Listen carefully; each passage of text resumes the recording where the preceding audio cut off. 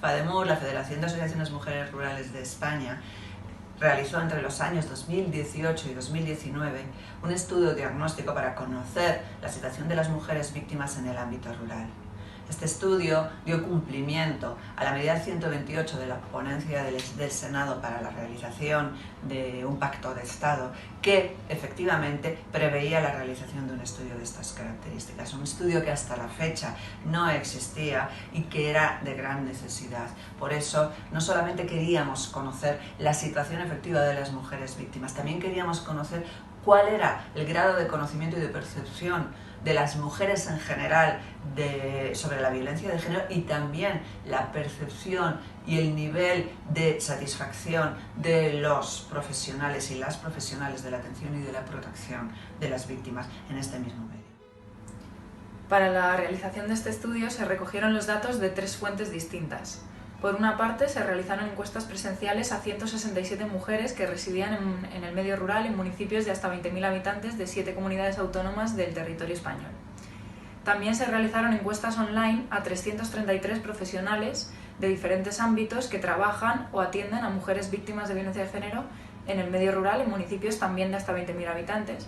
Y finalmente se realizaron 23 entrevistas presenciales a mujeres que habían sufrido y que habían sido víctimas de violencia de género en el medio rural. En cuanto a las 167 encuestas presenciales realizadas con mujeres rurales, podemos destacar de los principales resultados que todavía la mayoría de ellas no tenía una percepción de la violencia de género como un fenómeno social, sino más bien como un fenómeno o un problema del ámbito familiar o privado. También resulta llamativo que muchas de ellas, la gran mayoría, no conocen los recursos especializados de atención y protección a víctimas de violencia de género. Más de la mitad no conocían ningún recurso y de las restantes, el 41% conocía el teléfono 016 y después el 31% conocía los centros de la mujer, seguido de los servicios sociales o la Guardia Civil. Y por último, nos llamó mucho la atención que las campañas institucionales no están llegando a las mujeres del medio rural en materia de violencia de género, puesto que el 80% no se reconocía en las campañas del gobierno en materia de violencia de género por no representar todos los tipos de violencia de género o por no representar la realidad de las mujeres rurales.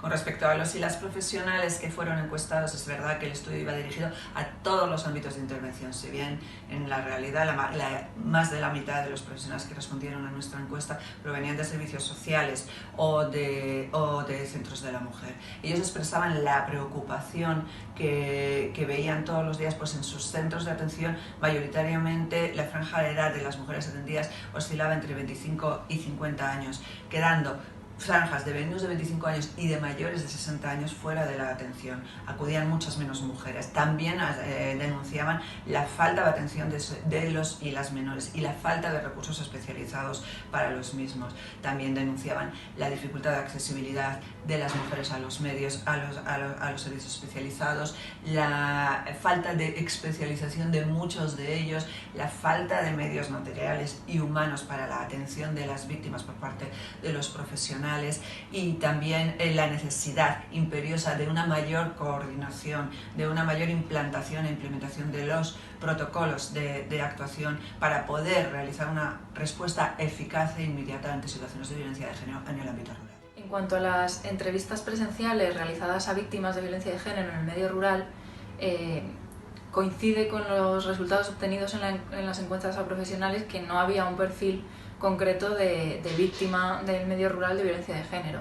Sí que es cierto que hay algunos factores de riesgo, ¿no? Como habíamos visto, de vulnerabilidad, como el hecho de pertenecer a entornos patriarcales, ¿no? Por ejemplo, que las familias de origen, tanto de la víctima como del maltratador, tuviesen todavía estereotipos sexistas y patriarcales, era un factor de riesgo que encontramos en estas entrevistas.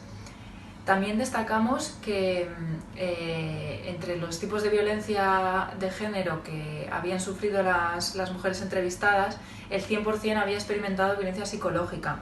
Después habíamos encontrado un 78,26% de las mujeres que habían sufrido violencia física. En tercer lugar teníamos violencia económica como un tipo de violencia muy presente en el medio rural, experimentado por el 56,52% de las entrevistadas. y después encontrábamos otras formas de violencia como la sexual, casi un 40%, o la ambiental en casi un 35%. Uno de los datos más impactantes también es la no denuncia de estas mujeres que habían permanecido en la relación de maltrato una media de 20 años, ¿no?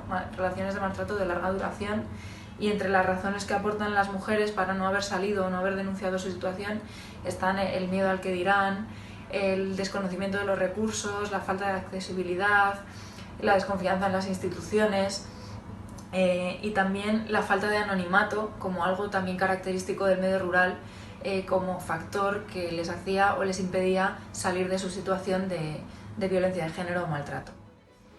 De las encuestas realizadas a mujeres de la sociedad, de los profesionales, incluso de las propias entrevistas realizadas a las mujeres, destacamos 6 grandes ejes de actuación, de propuestas de actuación. Por supuesto, el primero, mejorar e intensificar la atención y protección a las víctimas de violencia de género en el ámbito rural, en todos los sentidos y en todos los ámbitos.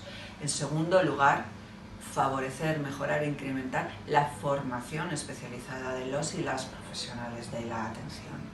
En tercer lugar, mejorar la sensibilización y la concienciación social, conseguir que las campañas, realizar campañas de sensibilización adaptadas a las circunstancias, características y expectativas del medio rural. En cuarto lugar, favorecer la coordinación interinstitucional, la coordinación de los recursos, de los servicios, la implementación de protocolos de actuación para favorecer una detección precoz de los casos.